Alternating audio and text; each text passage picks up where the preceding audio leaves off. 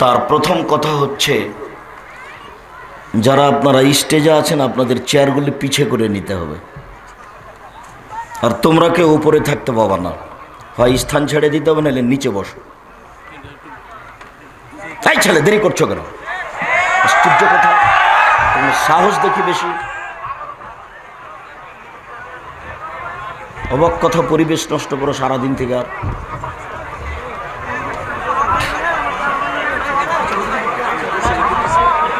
তোমরা নিজের স্থান থেকে সরে নিচে বসে তোমাদের প্রয়োজনীয় কাজগুলি করতে থাকো। যারা দিনী ভাই বোন,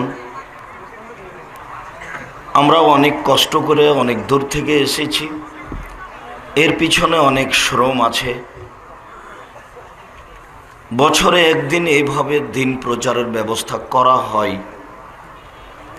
যদিও আমি এইভাবে দিন প্রচারের ব্যবস্থাপনাকে আমার দীর্ঘ 30 বছরের জীবনে ভালো করে মেনে নিনি। আমি যা কোরআন হাদিস বুঝি তাতে ব্যয়বহুল খরচ করে এইভাবে দিন প্রচারের এটি একটি সুন্দর পথ, তা বলা যায় না। যার কারণেই আমি আপনাদের সামনে একটা বই পেশ করেছি, বক্তা ও শ্রোতার পরিচয়। আসলে কে বক্তা আর কে শ্রোতা এটা জানা দরকার। আর তাফসির মাহফিলগুলি বন্ধ করার জন্য একটা বই আছে, তাফসির কি মিথ্যা হতে পারে। আমার বিদ্যা তেমন নয়, ভাঙাচোরা বিদ্যা দিয়ে জাতির সামনে কিছু দিন ধর্মের সঠিক দিক নির্দেশনা দিতে চাই। জায়গার তুলনায় আপনাদের উপস্থিতি অনেক বেশি, এরপরেও আমি আব্দুর রাজ্জাক বিন ইউসুফ আপনাদের একজন দিনী ভাই হিসাবে আমার বিনীত অনুরোধ, আপনাদের চলাচল বন্ধ করে, দোকানপাট বন্ধ করে, রাস্তাঘাটে যারা আছেন তাদের এসব কর্ম নোংরা নীতি ত্যাগ করে সামনে এসে, পাশে এসে অল্প কিছুক্ষণ সময় কথা বলার, শোনার চেষ্টা করুন। যদিও আব্দুল্লাহর কথা বলার পরে আমার কথা বলার মতো বাস্তব হিসাব নিকেশ কমে যায়, যার কারণে আমি মাঝে মধ্যে বলতে থাকি যে আপনারা একটু আব্দুল্লাহ, আব্দুর রহমান, আব্দুর রহিম ওদের জন্য দোয়া করবেন, ওদের উপরে যেন মানুষের হিংসার দৃষ্টি না পড়ে। আল্লাহ তাআলা হিংসুকের হিংসা থেকে আশ্রয় চাইতে বলেছে। যারা হিংসা করে, আল্লাহ তুমি তাদের হিংসা হতে আমাকে বাঁচাও। সূরা ফালাকে কথাটি এসেছে, মর্মে আপনারা দোয়া করবেন তারাকে যেন সত্য সত্যি আল্লাহ দ্বীনের খাদেম হিসাবে কবুল করেন। আমি নিজের ছেলে হিসেবে বলি না, আমি জাতির সম্পদ হিসেবে বলি যে জাতি যেন তাদের কাছে উপযুক্ত খিদমত পাওয়ার জন্য, দ্বীনের সেবা পাওয়ার জন্য একটু আল্লাহ তাআলার কাছে আবেদন পেশ করে, আল্লাহ তুমি তাদের কবুল করো, তাহলে তাদের জন্য দ্বীন প্রচার করা পথঘাট সহজ হবে। মর্মে আপনারা আপনাদের প্রয়োজন ত্যাগ করে অল্প কিছু সময় বসে কথা শোনার চেষ্টা করুন। আমি তেমন কিছু না পারলেও কিছু না কিছু উপকার করবই করব ইনশাআল্লাহ। আর এই রাস্তায় চলাচল করে আজকে দোকানপাটে কিছু খেয়ে নিয়ে এটা কি করবেন? এতে কি হবে? বুদ্ধি কি আসলে নির্বাচন করে কমে গেল? সারাদিন থেকে দোকানে রাস্তাতে দৌড়াদৌড়ি করছেন কেন? ছুটাছুটি করছেন কেন? কত ঘন্টায় বা হতে পারে? এত আপনাকে রাস্তায় যাওয়া লাগছে কেন? এত আজকে গল্প করা লাগছে কেন? আপনি কি অল্প সময়ের জন্য নিজেকে মানুষ মনে করতে পারেন না? সব সময় নিজেকে পশু প্রাণী মনে করলে হবে? পশু প্রাণী মনে করে করবেন কি? পশু প্রাণীর তো বিচার হবে না, আপনার তো বিচার হবে। আপনি যদি মনে করেন আব্দুর রাজ্জাক সাহেব আমি একজন পশু, সেই জন্য আমি বক্তব্য শুনি না, এই দোকান থেকে ওই দোকান, ওই দোকান থেকে ওই দোকান, চা খাই দড়িয়ে বেড়াই, এইটা যদি আপনি বলেন যে আমি পশু এই জন্য করছি, তাহলে তো আপনার বিচার হবে। গরু ছাগলের বিচার হবে না।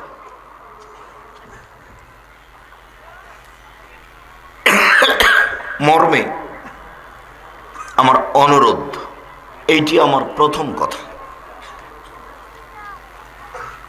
দ্বিতীয় কথা হলো, রাসূল সাল্লাল্লাহু আলাইহি সাল্লাম যে আলেম ওলামাদের ব্যাপারে একটা জোরালো আলোচনা পেশ করেছেন, এই আলোচনা প্রত্যেক আলেমকে দাম দিতে হবে।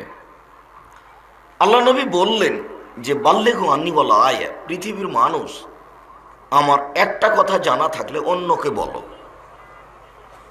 এটা আল্লাহর নবীর আদেশ। পেশাব পায়খানায় গেলে তুমি শিখেছো যে বলতে হয় আল্লাহুম্মা ইন্নী আউযু বিকা মিনাল খুবুসি ওয়াল খাবাইস, আমি অপবিত্র জিন জিন্নি থেকে বাঁচতে চাচ্ছি। টয়লেটে পেশাব পায়খানাতে জিনেরা থাকে, এ কথা আল্লাহর নবী বলছেন। যার কারণে এই দোয়া পড়তে হবে। এটা আপনি এখন জেনেছেন, আপনার ছেলেকে জানাতে হবে, মেয়েকে জানাতে হবে, আরো 5 জনকে জানাতে হবে। এটা হলো জরুরি জিম্মেদারি। 2, ওয়াহাদ্দিসু আন বানি ইসরাঈল ওয়ালা হারাজ, বানি ইসরাঈলের কাহিনী বলো, কোনো দোষ নেই। তার মানে বানি ইসরাঈলের কাহিনীতে কিছু লাভ আছে, সুবিধা আছে। তো সেটা একটু বলছি। 3 নম্বর বাক্যটা বলিনি। 3 নম্বর বাক্যে বললেন ওমান কাযাবা আলাইয়া মুতাআম্মিদান ফালিয়াতাবাওয়া মাকআদাহু মিনান নার, কেউ যদি কোনো কথা আমার নামে বলে, সেই কথা যদি আমার না হয়, তাহলে তার থাকার জায়গা জাহান্নাম।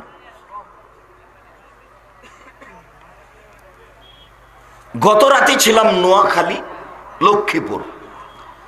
আজকে মাগরিবে কিছুক্ষণ পূর্ব থেকে নিয়ে এখানে আসা পর্যন্ত ছিলাম একটা গ্রামের বাড়িতে। কি নাম? গ্রামটার হলো খারেরা। তো কালকে এটা শুনেছি মুয়াজ্জিনের মুখে, আজকেও শুনলাম যে আজানের পূর্বে বলছেন, এখানেও শুনলাম যে আসসালাতু ওয়াসসালামু আলা নবী মুহাম্মদ, আসসালাতু ওয়াসসালামু আলা নবীল উম্মিন।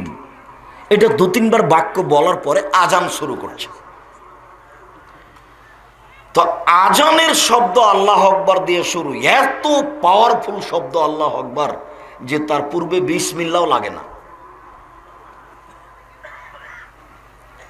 তো আল্লাহ আকবার বলার পূর্বে আসসালাতু ওয়াসসালামু আলা নবী, এই বাক্যটা যদি নবীর না হয়, তাহলে তার 3 নম্বর বাক্য হলো তার থাকার জায়গা জাহান্নাম।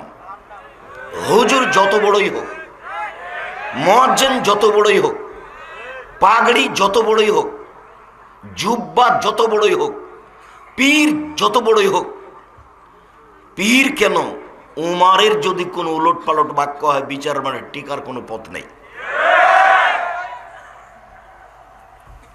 আমার একটি কথা জানা থাকলে অন্যকে বলো, বানি ইসরাঈলের কাহিনী বলো। কেউ যদি কোনো কথা আমার নামে বলে, সেই কথা যদি আমার না হয়, তাহলে তার থাকার জায়গা জাহান্নাম। আজান দেওয়ার পূর্বে যে বলছেন ও মুরব্বী জনাব, আপনার একটা শরম থাকা দরকার, আপনার একটা লজ্জা থাকা দরকার। ধর্ম কি পৈতৃক সম্পত্তি? যদি ধর্ম নিজের হয়, তাহলে তুমি পেশাব পায়খানা যাওয়ার সময় এটা দোয়া বলছো কেন? আল্লাহুম্মা ইন্নী আউযু বিকা মিনাল খুবুসি ওয়াল খাবাইস, তুমি এটা বলছো কেন? তুমি পেশাব পায়খানা যাওয়ার সময় বলো আলিফ লাম মিম যালিকাল কিতাব লা রাইবা ফি হুদাল লিল মুত্তাকিন। ধর্ম যদি তোমার মতোই চলে, ধর্ম যদি তোমার কথাই চলে, ধর্ম যদি তোমার হিসাবেই চলে, ধর্ম যদি তোমাকে ভালো লাগলেই হয়, তাহলে এটাও বলো। এটা কেন বলতে যাচ্ছ যে পেশাব পায়খানায় এভাবে বলতে হয়? তার মানে ওটা নবী বলেছেন, সেই জন্য। তো নবীও তো বলেছেন যে আজান এরকম। নবী তো বলেছেন আজান, আল্লাহু আকবার। তুমি কেন আজান দেওয়ার পূর্বে বললে যে আসসালাতু ওয়াসসালামু আলা নবী, আসসালাতু ওয়াসসালামু আলা নবিল উম্মিন? সাবধান, ধর্মের সাথে পাগলামি করে রাসূলকে অপমান করে জান্নাত কেনার চেষ্টা করবেন না। তাহাজ্জুদ পড়ে জান্নাত পাওয়া যাবে না। রাসূল সাল্লাল্লাহু আলাইহি ওয়াসাল্লাম বলেছেন মানাওয়া মুহদাসান লা ইকবালু আনহু আদল সারফ। কেউ যদি বিদআতকে আশ্রয় দেয় তার ফরজ ইবাদত কবুল হবে না, তার নফল ইবাদত কবুল হবে না।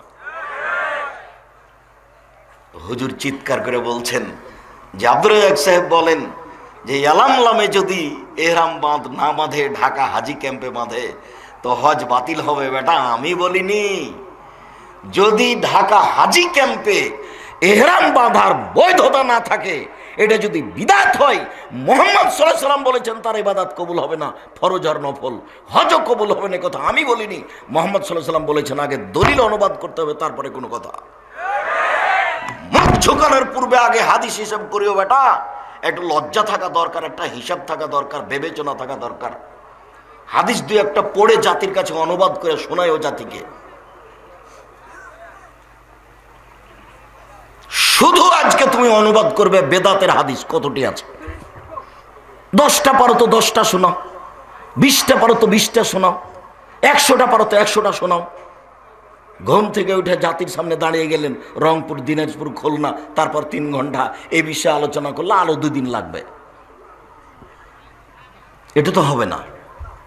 ও তো রাসূল সাল্লাল্লাহু আলাইহি ওয়াসাল্লাম বলেছেন যে কেউ যদি বিদআতকে আশ্রয় দেয় তাহলে তার ফরজ ইবাদত কবুল হবে না, নফল ইবাদত কবুল হবে না। হাদিস বুখারী মুসলিম, বুখারী মুসলিম, আবু দাউদ, নাসাই, তিরমিজি, ইবনে মাজাহ, বাইহাকি, দারিমি, দাইলামি, দারিকুতনি, মুসলিম সাহিবা, সহিহ হিব্বান, সহিহ আওয়ানা, মুসনাদে হাকিম, মুসনাদে বাজ্জার, মুসনাদে ইয়ালা, যত হাদিস গ্রন্থ আছে সব হাদিস গ্রন্থে আছে।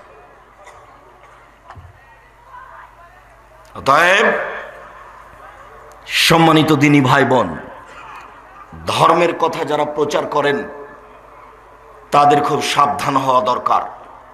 মুখ দিয়ে যেটা আপনি বের করেছেন সেটা যদি নবীর না হয় তাহলে আপনার কি হবে? আমি আপনার ব্রাহ্মণবাড়িয়া কসবার আল্লাহুম্মা সাল্লি আলা সাইয়্যিদিনা মাওলানা নাবিয়ানা মুহাম্মদ এটা বন্ধ করতে আসিনি। আমি আপনাকে বলতে এসেছি এটা যদি নবীর না হয় তাহলে আপনার কি হবে?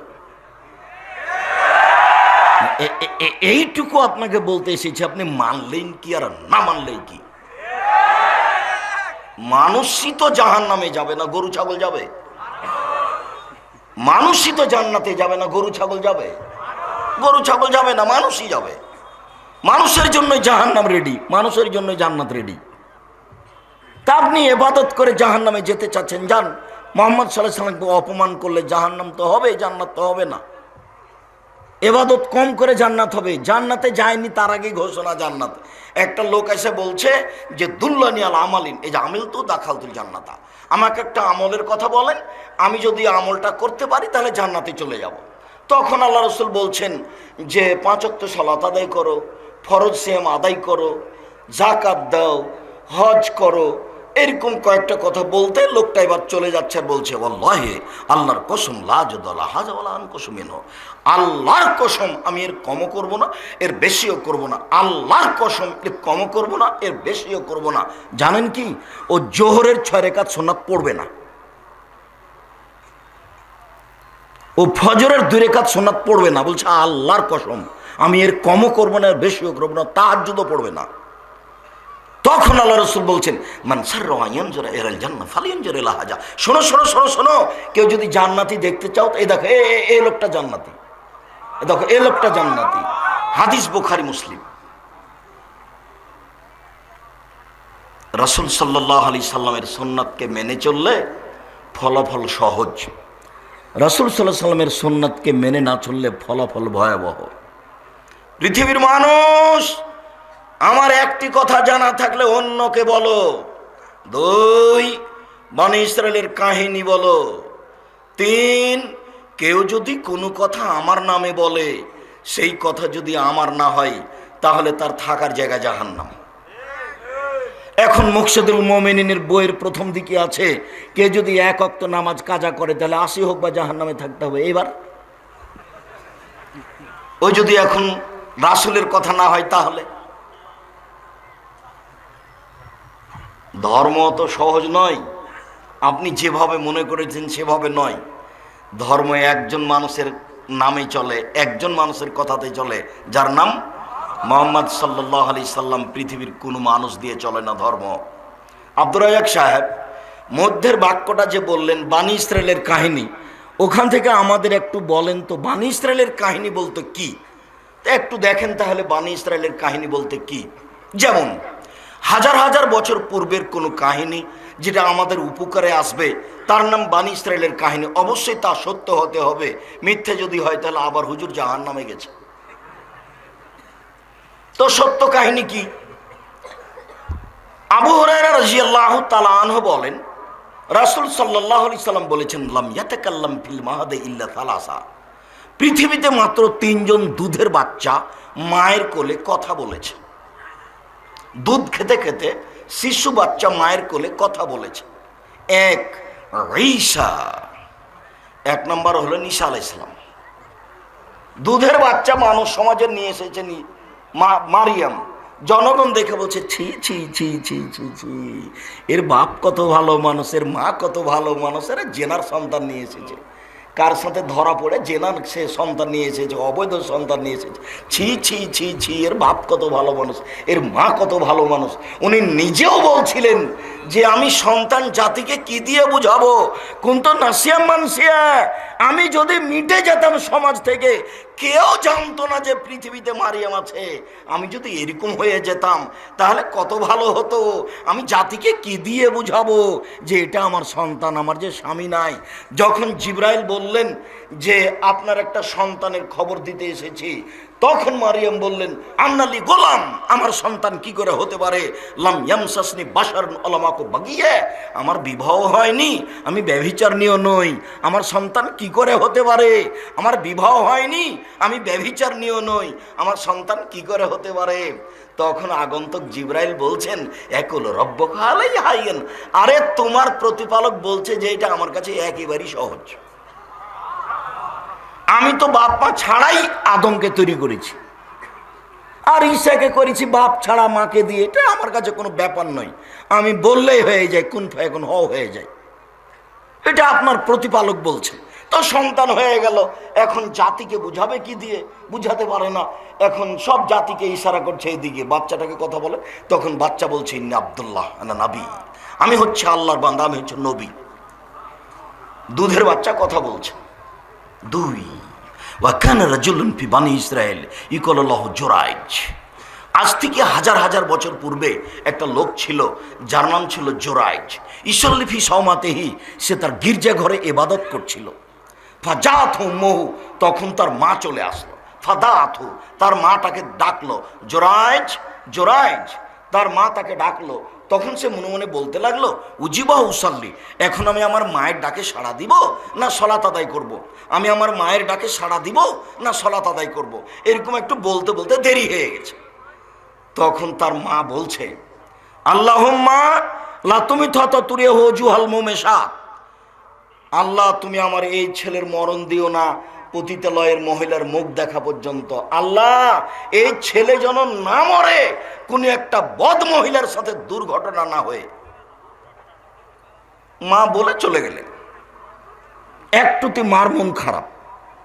যেতে না যেতেই ফাতার ইমরা, একজন মহিলা এসে তাকে বলছে যে আপনি আমার সাথে জেনা করেন। ফাআবা, তিনি তখন মুখটা ঘুরিয়ে বলছেন ছি ছি ছি ছি ছি ছি, তুমি বলো কি, তুমি আমার সাথে জেনার কথা বলো মানে? ফাতাতি রাইয়া, তখন মহিলা এক রাখালের কাছে আসলো। ফাম কানাতহু, মহিলা রাখালকে চেপে ধরলো, তার সাথে অন্যায় করলো। ফাওয়ালাদাত গোলামান, তার সাথে জেনায় করে একটা সন্তান জন্ম দিল। সন্তান যখন জন্ম নিল তখন মহিলা বলল যে হুয়া মিন জোরাইজ, এই বাচ্চাটা হলো জোরাইজের।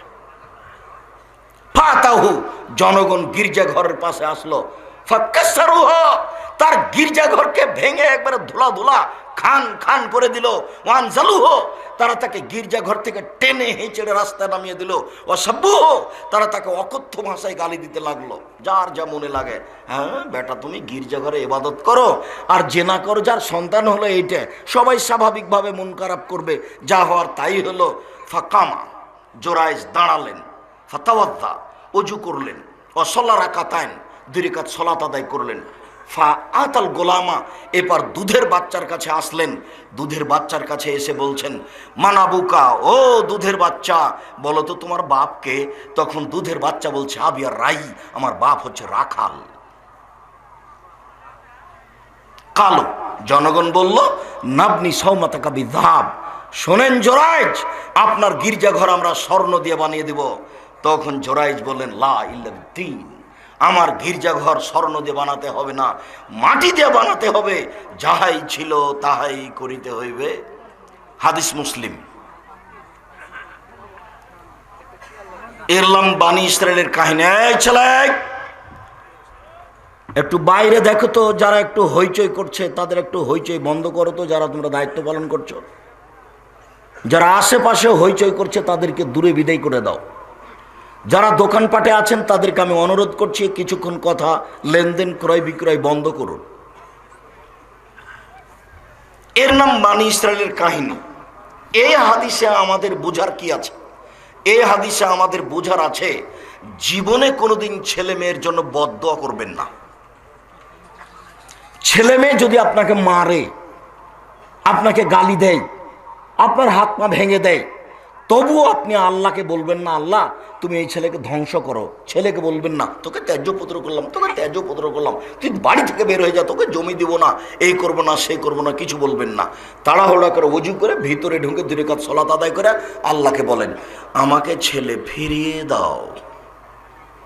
আমি তো এই ছেলে চাইনি, আমি অনেক কষ্ট করে ছেলে মানুষ করেছি, তুমি আমাকে ছেলেকে ফিরিয়ে দাও। কান্নাকাটি করে চোখের পানি ঝরিয়ে বলেন। একটু পরে ছেলে এসে পা ধরে ক্ষমা নিবে, দিয়ে বলবে, আব্বা আমার ভুল হয়েছে, জীবনে আপনার সাথে এই আচরণ করব না। কথা মনে হয় বুঝাতে পারলাম না। জীবনে কোনো দিন পরস্পর সবকে বলে দিবেন, ছেলে মেয়ের জন্য বদদোয়া করবেন না। 1 নম্বর শিক্ষা এখানে।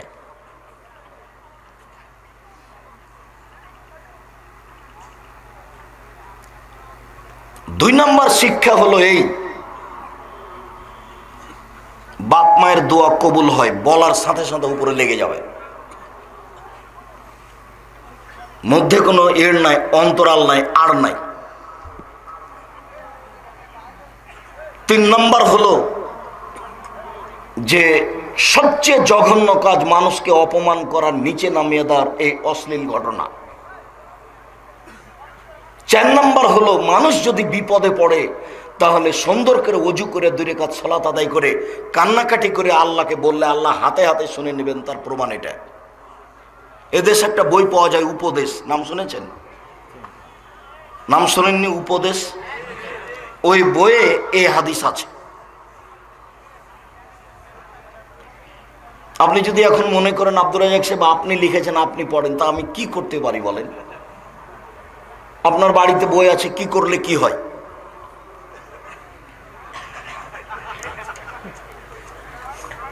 আপনার সাথে আমার আজকের জন্য তৃতীয় জরুরি কথা হলো এই, উপস্থিত দিনী মুসলিম বোন, আপনি একটু শোনেন, আপনাকে বলছি। এই মেঘ, গল্প করছো নাকি তুমি? ফ্যাশন বোরকা পরে এসেছো কেন? শরম করো না তুমি একটু? তোমার বাপ তোমাকে দেখতে পায় না, তোমার পরনে ফ্যাশন বোরকা কেন? তোমার স্বামী তোমাকে দেখতে পায় না, তোমার ভাইয়েরা তোমাকে দেখতে পায় না, তোমার পরনে ফ্যাশন বোরকা কেন? এই তোমাকে বলছি, জীবনে আর কোনোদিন তুমি এই বোরকা গায়ে উঠাবো না, আজকে বাড়িতে গিয়ে জ্বালিয়ে দিও। দিনী মুসলিম বোন, আপনাকে আমি অনুরোধ করছি, আপনি পোশাক পরিবর্তন করুন। দেখুন, আপনি পোশাক পরিবর্তন করুন। এইভাবে হটকারিতা করে জান্নাত পাওয়া যাবে না। শতদিন আপনাকে বলেছি, 3 শ্রেণীর মানুষ জান্নাতে যাবে না, তার মধ্যে আপনি আছেন। 3 শ্রেণীর মানুষ জান্নাতে যাবে না। 1, মুদমিনুল খামর, যারা নিয়মিত বিড়ি, তামাক, জর্দা, সিগারেট, গুল, নেশাদার দ্রব্য খায়, পান করে, তারা জান্নাতে যাবে না। 2, আর রাজালাত মিনান নিসায়ে, পুরুষের বেশধারী নারী, যারা পুরুষের জুতা স্যান্ডেল পরে, যারা পুরুষের শার্ট প্যান্ট পরে, যারা পুরুষের পোশাক পরে, তারা জান্নাতে যাবে না। 3, দায়ুস, তোমার স্বামী। এই মেয়ে, তোমার বাপ জান্নাতে যাবে না, তোমার কারণেই যাবে না। 3 চিল্লাই চলে গেছে লন্ডন, আর মেয়ে ঢাকা বিশ্ববিদ্যালয়ে আর একজনের সাথে ঘুরে। 3 মাস পরে ফিরবে, সেই জন্য ধর্ম পাগল হয়ে গেছে। धर्म राजशाही चांपाइनबाबगंज हावे लड्डू दोनों हाथ में लड्डू है, जो चाहे उसको खा ले, जो चाहे उसको छोड़ दे। भूल ही सब धर्म एमन नय। बाड़ीते माशाल्लाह जारी थाकबे, कर्फ्यू जारी थाकबे। प्रेसिडेंट आयुबेर देश 24 घंटा कर्फ्यू जारी आछे माशाल्लाह। केउ बाइरे जेते पारे ना, सन्ধ্যা হয়ে গেছে। আমাদের শোনা কথা, আপনি স্বামী মানে এই বাড়িতে कर्फ्यू জারি থাকবে, 44 ধারা জারি থাকবে, আপনার কথা ছাড়া কেউ বাইরে যেতে পারে না। শুনুন, আপনি দিনী বোন, আপনি 4টা কাজ করতে পারলে আপনার জান্নাতের সব দরজা খোলা। সহজ, দেখেন আপনার জন্য সহজ। 1 সলাত খামসাহা, 5 ওয়াক্ত সালাত আদায় করলো। 2 সমাত সাহারাহা, রমজান মাসে সিয়াম পালন করলো, রোজা থাকলো। 3 আতাত বালাহা, স্বামীকে মেনে চললো। 4 আহসানাত ফারজাহা, জেনায় লিপ্ত হলো না। এই 4টে। 1 আপনি 5 ওয়াক্ত সালাত আদায় করবেন, নামাজ পড়বেন। 2 রমজান মাসে রোজা থাকবেন। 3 স্বামীকে মেনে চলবেন। 4 জেনায় লিপ্ত হবেন না। জান্নাতের সব দরজা খোলা। আমি বলিনি, মুহাম্মদ সাল্লাল্লাহু আলাইহি সাল্লাম বলেছেন। জরুরি কথা আপনার সাথে, স্বামীকে মেনেই চলতে হবে, তিতা লাগলেও মিঠা লাগলেও। বুঝলাম আপনার স্বামীর মুখ খারাপ, আপনাকে গালি দেয়। বুঝলাম আপনার স্বামীর মুখ খারাপ, আপনাকে গালি দেয়, মারে। আপনার 3-4টে বাচ্চা হয়ে গেছে, আপনি কিভাবে তাকে নিয়ে চলবেন? চলতেই হবে, এটা আপনার জন্য ভালো। আমি আপনার দ্বীনি ভাই হিসাবে, আমি আব্দুর রাজ্জাক বিন ইউসুফ, আপনি আমার দ্বীনি বোন, আপনাকে আমি বলছি, আপনি স্বামীকে মেনে নেন, তার সাথে কথা বলেন। সপ্তাহ সপ্তাহ কথা বলেন না। রান্না বান্না করার পরে মেয়ের হাতে ভাত পানি স্বামীর ঘরে দিয়ে পাঠান, এটা কোন অভ্যাস। আবার যদি আপনার কাছে 1 গ্লাস পানি চাই, তাহলে 1 গ্লাস পানি সামনে নিয়ে এসে ঠ্যাকস করে রেখে এভাবে হেঁটে চলে যান। এবং হবে না। স্বামীকে আপনাকে মেনেই চলতে হবে, এটা আমার জরুরি অনুরোধ। কথা আল্লাহ নবী বলছেন। শেষ পর্যন্ত যদি দেখেন চলবে না, তাহলে আপনি খোলা তালাক করেন, কোনো সমস্যা নেই। আপনার স্বামী যদি তাহাজ্জুদ পড়ে, তবু আপনি খোলা তালাক করতে পারেন। আপনার স্বামী যদি মাসে কোটি টাকা ইনকাম করে, তবু আপনি খোলা তালাক করতে পারেন। আপনি কাজীকে গিয়ে বলবেন, চেয়ারম্যান মেম্বারকে বলবেন, আমি তার সাথে ভাত খাবো না, সংসার আমার বিচ্ছিন্ন করে দেন। বাস একটা খোলা তালাক লিখে দেওয়া হবে। আপনি তার 30 দিন পর আর এক জায়গাতে বিবাহ বসেন। কিন্তু এইভাবে স্বামীর সাথে কথা না বলে, মাস মাস কথা বন্ধ করে এইভাবে সংসারে চলে না, এই সংসার চলবে না। আপনি স্বামীকে মেনে চলেন, তিতা লাগলেও মিঠা লাগলেও। 4 জেনা যদি হয়েই থাকে, তাহলে তোবা করেন। অতীতে যা জেনার পাপ হয়েছে সব আল্লাহ আবার নেকিতে উল্টিয়ে দিবেন। এটা উনি পারেন, তিনি সর্বশক্তিমান। আজ থেকে যদি আপনি, আমি, সারা পৃথিবীর মানুষ এই জেনার মতো অশ্লীল কাজকে বন্ধ করতে পারে, আল্লাহ তাআলা বলছেন, অনাহা নাফসা আনিল হাওয়া ফাইনাল জান্নাতে হিয়াল মাওয়া। পৃথিবীর মানুষ শুনে রাখো, তোমরা যারা অশ্লীল কাজকে বন্ধ করতে পারবে, আমি আল্লাহ তোমাদেরকে জান্নাতুল মাওয়া দিয়ে দিলাম। পৃথিবীর মানুষ, আমি ঘোষণা দিয়ে দিলাম, তোমাদের জন্য জান্নাতুল মাওয়া রেডি করেছি, যারা যারা অশ্লীল কাজ বন্ধ করেছে। মুসলিম বোন, আপনি যদি অশ্লীল কাজ বন্ধ করতে পারেন, আপনার জন্য জান্নাতুল মাওয়া রেডি আছে, সব জান্নাতের দরজা খোলা। আর একটা কথা আপনার সাথে শোনেন, এদিকে শোনেন। কথা বলছেন নাকি এখনো? দেখেন আপনি, আপনার জন্য জান্নাত কত সহজ। আল্লাহ নবী বলছেন, নবীগণ জান্নাতে যাবেন, শহীদেরা জান্নাতে যাবে, সত্যবাদীরা জান্নাতে যাবে, মহিলারাও জান্নাতে যাবে। তবে আপনি কিন্তু এই সিরিয়ালে আছেন, কিন্তু আপনার সাথে একটা বাক্য লাগা আছে, তবে। তবে যদি তারা স্বামীকে মেনে চলে, এইটা আল্লাহ রাসূল লাগিয়ে দিয়েছেন। আমাদের তো আর কিছু করার নেই। স্বামীকে মেনে চলতে পারে মহিলারা 3টা পদ্ধতিতে। 1, আল্লাহ রাসূল বলছেন, স্বামীর সাথে কথা বললে হাসি মুখে বলে, এই অভ্যাস আপনাকে জরুরিভাবে করতে হবে। 2, স্বামী আদেশ করলে পালন করে। ভুলেও কোনো সময় বলবেন না আপনার কাছে এক গিলাস পানি চেয়েছে, আপনি বলবেন না যে ওখানে তো গিলাস আছে, পানি ঢেলে খান। এভাবে বলবেন না। আদেশ করলে পালন করে। 3, স্বামী যখন বাড়িতে থাকে না তখন নিজেকে গুটিয়ে রাখে, কারোর সাথে মোবাইলে গল্প করে না, দেবরের বাসায় চলে যায় না, চাচির বাড়ি চলে যায় না, কোথাও যায় না, নিজেকে গুটিয়ে রাখে। এই 3টে গুণ আছে যার, সেই হলো ভালো নারী। সেই সিরিয়ালে জান্নাতীদের মধ্যে আছে। 1, নবীগণ জান্নাতে যাবেন। 2, শহীদেরা জান্নাতে যাবে। 3, সত্যবাদীরা জান্নাতে যাবে। 4, মহিলারা জান্নাতে যাবে। তবে বুঝাতে পারিনি মনে হয়।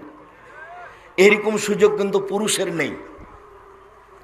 এরকম কোনো হাদিস আপনার জন্য আমরা বলতে পারি না, আমার জানা নেই যে আপনার জন্য জান্নাত সহজ। কেউ যদি বলে আব্দুর রাজ্জাক সাহেব থামেন থামেন থামেন, আপনার বক্তব্য একদিন শুনেছিলাম যে অজু করার পরে যদি কেউ বলে আশহাদু আল্লা ইলাহা ইল্লাল্লাহু ওয়াহদাহু লা শারীকা লাহু ওয়া আশহাদু আন্না মুহাম্মাদান আবদুহু ওয়া রাসূলুহু, তাহলে জান্নাতের সব দরজা খোলা। হ্যাঁ, কথা তো ঠিক, ওটাও তো হাদিস বুখারী মুসলিমের, যে অজু করার পরে এই দোয়া পড়লে জান্নাতের সব দরজা খোলা। তো ওইটা আপনার জন্য যা মহিলার জন্য তাই। বুঝাতে পারিনি মনে হয়। মানে আপনি যদি অজু করার পরে এই দোয়া পড়েন তাহলে আপনার জন্য জান্নাতের দরজা খোলা, আর আপনার বোন যদি এই দোয়া পড়ে তাহলে তার জন্য জান্নাত খুলবে না? সবার জন্য। তাহলে আপনার জন্য পৃথক কিছু নেই। মহিলাদের মান ভিন্ন, মহিলারা বুঝলো না, সেজন্য গার্মেন্টসে চাকরি করে দাবি জানিয়েছে নারীবাদী। শিক্ষা নাই, দীক্ষা নাই, বুদ্ধি নাই, বিবেচনা নাই, হোস নাই, গায়ন নাই, কোরআন মাজিদ নাই, কিচ্ছু নাই, এটা দাবি ঠিক আছে। রাসূল সাল্লাল্লাহু আলাইহি ওয়াসাল্লাম বলছেন যে কেউ যদি 2 জন মেয়ের লালন পালন করে তাহলে আমি আর ওই লোকটা জান্নাতে থাকবো এইভাবে। তখন আঙ্গুল দুটি জমা করে দিয়েছে। আবার বলেছেন কেউ যদি এতিমের লালন পালন করে সে লোকটা আর আমি জান্নাতে একসাথে থাকবো এরকম। তখন 2টা আঙ্গুলের মাঝে একটু ফাঁকা রেখেছেন। না, কথা যে বুঝাতে পারলাম না, আবার বলতে হবে মনে হয়, বলতে হবে না? তার মানে মেয়েদের মান সম্মান অনেক বেশি। 2টা মেয়ের লালন পালনের বিনিময় জান্নাত, আবার রাসূলের সাথে, আবার একসাথে, ফাঁকা নাই। আর এতিমকে লালন পালন করলে রাসূলের সাথে থাকতে পাওয়া যাবে, তবে একসাথে নয়। এ দেখেন ফাঁকা, ওদের দাম বেশি। 10টা ছেলেকে যদি মাস্টার ডিগ্রি পাস করান, লন্ডন থেকে পড়িয়ে নিয়ে আসেন, 1 পয়সা লাভ নাই। কিভাবে লাভ? আব্দুর রাজ্জাক সাহেব, আপনি যে একদিন বলছিলেন যে ভালো ছেলে বাপের জন্য যদি দোয়া করে, তো ভালো ছেলে যদি বাপের জন্য দোয়া করে তো ভালো, তাহলে মেয়েও যদি বাপের জন্য দোয়া করে তো ভালো। কথা বুঝাতে পারিনি। সব সুবিধা মেয়ের কাছে, ছেলের কাছে সুবিধা নাই। আব্দুর রাজ্জাক সাহেব ছেলেকে পড়াবো কেন? বাপ হয়েছেন এই জন্য। আমি তো বলেছি যে মেয়েকে শেষ পর্যন্ত বাপে উপার্জন করে খাওয়াবে। কি করে? ভিক্ষা করে। মেয়ে ভিক্ষা করতে যাবে না, মেয়ে গার্মেন্টসে যাবে না। মেয়ে রুজি উপার্জন করবে কে? বাপ। কি করে? বাপের জমিদারি করে। কি করে? বড় ব্যবসা করে। কি করে? কলা বিক্রি করে। কি করে? চকলেট বিক্রি করে। বলে কিছুই পারে না তো কি করবে? ভিক্ষা করে করবে। জরুরি রাসূলের আদেশ, বাপকে ছেলে মেয়েকে লালন পালন করতে হবে, শিক্ষিত করতে হবে, প্রয়োজনে থেকে ভিক্ষা করে। ছেলে রাস্তায় ভিক্ষা করতে নামবে না, টোকাইয়ের জব বাপকে দিতে হবে। জন্ম দিয়েছে যে তাকে ছেলেকে লালন পালন করতে হবে, প্রয়োজনে ভিক্ষা করে। পশু প্রাণীর মতো ছেড়ে দিতে হবে, এই হুকুম রাসূল সাল্লাল্লাহু আলাইহি ওয়াসাল্লাম বাপকে দেননি। সব জিম্মেদারি বাপের উপরে হয়েছে। সম্মানিত দিনী ভাই বোন, বিশেষভাবে দিনী বোন, আপনাকে আমি অনুরোধ জানাচ্ছি, আজকের আলোচনার 4 নম্বর কথাই আপনি স্বামীকে মেনে চলুন, ভালো হবে। এবার এই প্রসঙ্গে আপনার সাথে একটা কথা বলে আপাতত এই কথা শেষ করি। আপনার জন্য জরুরি কি জীবনে, পরিবারে? 1, আতেমা মাতা এমতা, আপনি যে মানের খাবেন বউকে সে মানের খাওয়াবেন। 2 ফাকসু হামাক্তা সাইতা, আপনি যে মানের কাপড় পরবেন বউকে সে মানের পরাবেন। 3 অলা তুকাব্বে, বউকে কখনো কটু কথা বলবেন না। এই ছেলে, বউকে তুমি অত গালি দাও কেন? হাত নামাও। আর একজনের গায়ে হাত দিয়ে আছো নাকি? রেডি হও। এমনভাবে বসে থাকবে পাখি যেন মনে করে তুমি পাথর। বউকে অত গালি দাও কেন? মুখের ভাষা কেন তোমার খারাপ? এত কেন স্বভাব তোমার দুর্বল? কথাই কথাই তুমি বউকে গালি দাও কেন? আর এক ঘরের মেয়ে তোমার বাড়িতে এসেছে, তোমার সাথে থাকে খায়, তোমার আচরণ তার সাথে এত কেন খারাপ? রাসূল সাল্লাল্লাহু আলাইহি ওয়াসাল্লাম বলছেন বউকে কটু কথা বলতে পাবা না। ভুলেও বলবেন না আপনি যে তোমার ঠোঁটটা মোটা। একবার ঠোঁট মোটা বললে 10 বছর আপনাকে ভালোবাসবে না।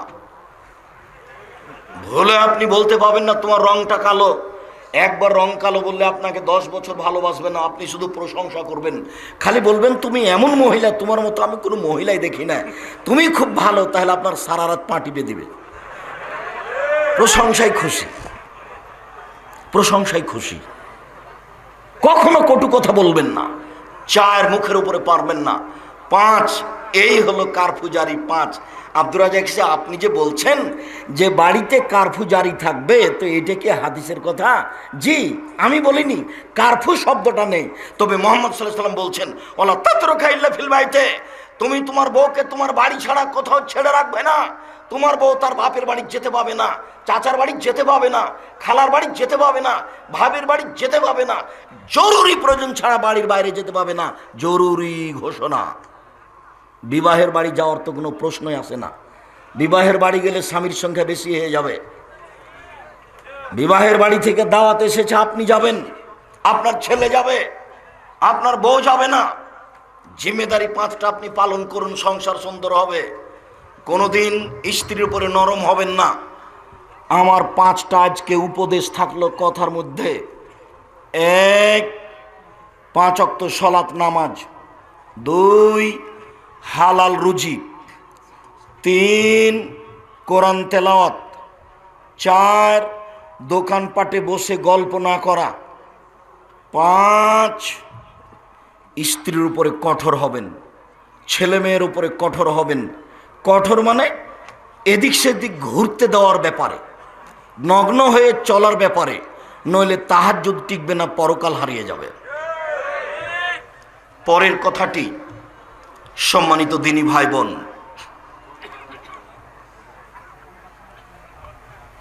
ইবাদতের জগতে সবচেয়ে দামি, শক্তিশালী, পাওয়ারফুল, ক্ষমতাধর ইবাদত হলো দান। দেখেন তো আল্লাহ বলছেন ওয়াসারিউ ইলা মাগফিরাতিন মিন রাব্বিক ওয়া জান্নাতিন আরদুহাস সামাওয়াতু ওয়াল আরদ। তোমরা দৌড়াও দৌড়াও, দৌড়িয়ে যাও ভালো কাজে, জান্নাতের দিকে দৌড়িয়ে যাও। যেই জান্নাতের ব্যবধান হচ্ছে আকাশ জমিনের ব্যবধান। উইদ্দাতুল লিল মুত্তাকিন, যে জান্নাত পরহেজগার মানুষের জন্য রেডি করা হয়েছে। কে পরহেজগার? আল্লাযীনা ইউনফিকুনা ফিস সাররাই ওয়াজ যাররাই, সচ্ছল অবস্থায় যে দান করতে পারে, অসচ্ছল অবস্থায় যে দান করতে পারে, তার জন্য প্রস্তুত। এই ছেলে, আমি লম্বা আলোচনা করব না, প্রথমেই বলেছি আপনি কিছুক্ষণ অপেক্ষা করবেন। আপনি আপনার প্রয়োজন আমাকে দেখায়েন না। আপনার প্রয়োজন আসার পূর্বেই আমরা কথা শেষ করব। আপনি মনে রাখবেন, রাসূল সাল্লাল্লাহু আলাইহি সাল্লাম বলেন প্রত্যেক দিন সকালে 2 জন ফেরেশতা আকাশ থেকে নেমে আসেন। একজন বলেন আল্লাহুম্মা আ'তি লিকুল্লি মুনফিকিন খালাফ, আল্লাহ যে যেটুকু দিল তুমি তার সেটুকু পূর্ণ করে দাও। অপরজন বলেন আল্লাহুম্মা আ'তি লিকুল্লি মুমসিকিন তালাফ, যে যতটুকু দিল না তুমি তার ততটুকু ধ্বংস করে দাও। হাদিস বুখারী মুসলিম। এই হাদিসের বিচার করেন তো দেখি। কি হাদিস? তো বুখারী মুসলিম। আপনি যদি 10 টাকা দান করেন তাহলে ফেরেশতা বলবেন আল্লাহ তুমি এটা পূর্ণ করে দাও। আর যদি 10 টাকা দান না করেন তাহলে আল্লাহ, ফেরেশতা বলবেন আল্লাহ ওইটুকু তুমি ধ্বংস করে দাও। এটা কি? আল্লাহ তাআলা বলছেন ইয়ামহাকুল্লাহু রিবা ইউরবিস সাদাকাত, সুদ মানুষের টাকাকে কমিয়ে দেয়, দান মানুষের টাকাকে বেশি করে দেয়। এর বাস্তবতা দেখান তো দেখি। সুদ তো আমি 100 টাকা দিয়ে 110 টাকা পেয়েছি, তো বাড়লো তো। আর আমি যদি 100 টাকা থেকে 10 টাকা দান করি আর ওই 90 টাকা আমি বাক্সে ঢুকিয়ে রাখি, 1 বছর পরে বের করলে 90 টাকাই থাকবে। তা আল্লাহ যে বলছেন যে সুদ মানুষের টাকাকে কমিয়ে দেয়, শোনেন, শুধু তাই নয়, আল্লাহর নবী বলেছেন সুদের শেষ পরিণতি নিঃস্ব, ওকে ভিক্ষুক হতেই হবে, আজ হোক আর কাল হোক। যারা সুদ খায় তাকে নিজেই ভিক্ষুক হতে হবে, নইলে তার ছেলে ভিক্ষুক হবে, নইলে তার নাতি ভিক্ষুক হবে, টাকা থাকবে না। এই কথা আল্লাহ বলেন, এই কথা নবী বলেন। মানুষ যদি সুদ খায় তাহলে দেশের কয়েকজনের কাছে টাকা চলে যাবে, বাকিরা একেবারে নিঃস্ব হয়ে যাবে। পৃথিবীবাসী যদি সুদ খায় তাহলে পৃথিবীর কয়েকটা দেশে টাকা চলে যাবে, বাকি দেশগুলি কি হয়ে যাবে? নিঃস্ব হয়ে যাবে, দেউলিয়া হয়ে যাবে। এটা হতে হবে, আল্লাহ বলেছেন, এখানে কোনো মাপ নেই। আর আপনি দান করলে ধীরে ধীরে ধীরে ধীরে টাকা বাড়তে থাকবে, আপনি বুঝতে পারবেন না যে বছরের প্রথমে তো 20,000 ছিল, এখন কিভাবে 40,000 হলো। আল্লাহ বলছেন ইয়াবনা আদম আনফিক উনফিক আলাইকা, এ আদমের ছেলে মেয়ে শোনো, তোমরা দান করো তাহলে আমি পাল্টা দান করব। মানে কিভাবে বাড়াবেন সেটা তার ব্যাপার। অতএব বিষয়টি খুব ভিন্নভাবে দেখার চেষ্টা করবেন। জরুরি কথা, রাসূল সাল্লাল্লাহু আলাইহি সাল্লাম বলেন, ইন্না সাদকাতা সিররে তুতফিউ গাযাবার রাব্বে, মানুষ যদি গোপনে দান করে তাহলে আল্লাহর রাগ মিটে যায়। আল্লাহ আপনাকে জাহান্নামে দিতে চাচ্ছেন, আপনি 5,000 টাকা এই মাদ্রাসায় এসে গোপনে দিয়ে গেলেন, তখন আল্লাহ একেবারে ঠান্ডা হয়ে গেছেন, আপনার সাথে আর কোনো কথা নেই, যাও তুমি জান্নাতে চলে যাও, ঠান্ডা হয়ে গেছেন। গোপন দানের ফলাফল হলো আল্লাহর রাগ মিটে যায়। 7 শ্রেণীর মানুষ বিশেষ ছায়াতলে থাকবে বিচারের মাঠে। তার 1 শ্রেণীর মানুষ যারা গোপনে দান করে, যারা গোপনে দান করে তারা বিচারের মাঠে বিশেষ ছায়াতলে থাকবে। রাসূল সাল্লাল্লাহু আলাইহি সাল্লাম বলেন, ইন্না সাদকাতা তুতফিউ হাররাল কবুরে, নিশ্চয় দান কবরের শাস্তিকে মিটিয়ে দেয়। আপনি আপনার মায়ের নামে দান করলেন, এই প্রতিষ্ঠানে কবরের শাস্তি বন্ধ হয়ে গেল। ইবাদতের জগতে সবচেয়ে শক্তিশালী, ক্ষমতাধর, পাওয়ারফুল ভিন্ন ধরনের ইবাদত হলো দান। দানের মতো ক্ষমতাধর ইবাদত পৃথিবীতে আর কোনো ইবাদত নেই। সলাত নয়, সিয়াম নয়, হজ নয়, জাকাত নয়, তাসবিহ তাহলিল নয়, ভিন্ন ধরনের ইবাদত হলো দান। রাসূল সাল্লাল্লাহু আলাইহি সাল্লাম বলেন, ইন্নামাস সাদাকা, নিশ্চয় দান এমন একটা জিনিস যে দানকারী বিচার মাঠে এই দানের ছায়াতলে থাকবে যতদিন পর্যন্ত বিচার চলবে। যদি আপনার 500 বছর বিচার চলে তাহলে আপনি 500 বছর যাবত এই আপনার দানের ছায়াতলে থাকবেন। মর্মে আমি সকল দিনী ভাই বোনকে সঠিক পথ বাছাই করে দান করার জন্য অনুরোধ জানিয়ে আমি এই প্রতিষ্ঠানের বিষয়টি আগে রাখছি।